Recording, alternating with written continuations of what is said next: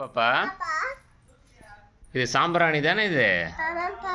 சரி, இந்த சாம்பிராணி அப்படிங்கிறதுல புகை வருது இல்ல? ஆமாப்பா. இந்த புகையை நம்ம என்ன சொல்லுவோம்னா கூழ்மம் அப்படின்னு சொல்லுவோம். சரியா? இதை வச்சு டிண்டால் எஃபெக்ட் அப்படின்னு சொல்லக்கூடிய எக்ஸ்பெரிமெண்ட்டை செஞ்சு பார்க்கலாமா? ஓகேப்பா. கிருஷிகா பாப்பா, என்னப்பா? அந்த புகையை கொஞ்சம் கொஞ்சமாக அது உள்ளே விடுங்க. அது உள்ளே போயிட்டுருக்கா? ரொம்ப கிட்டக்க போனீங்கன்னா அது பிளாஸ்டிக் உருகிடும். இப்போ அந்த புகை அது உள்ளே போயிட்டே இருக்கா?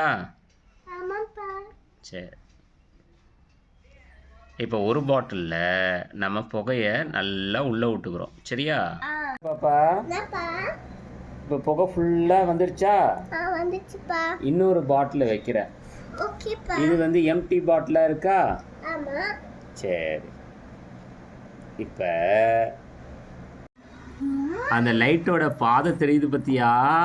தெரியுது. நல்லாடி நல்லாடி. எஸ், இதான் வந்து என்ன சொல்லுவேன்னா டிண்டால் விளைவு அப்படின்னு சொல்லுவோம். சரியா? என்ன விளைவு? நல்லா அடி. அதில் அந்த ஒளியோட பாதை தெரியுதா? தெரியுதுப்பா. இப்போ நீ சாதாரண பாட்டில் பாரு, சாதாரண பாட்டில் எடு.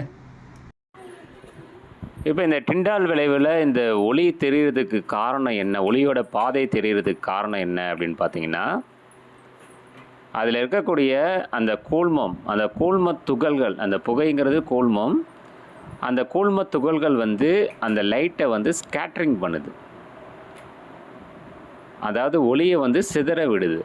அதனால தான் அந்த ஒளி வந்து கண்ணுக்கு புலனாகிறது உள்ளே கூட. இதே டிண்டால் விளைவு தான் மேகம் வானத்தில் நடக்கும். வானம் நீல நிறமாக இருக்கிறதுக்கு என்ன காரணம்னா இந்த டிண்டால் விளைவு தான்.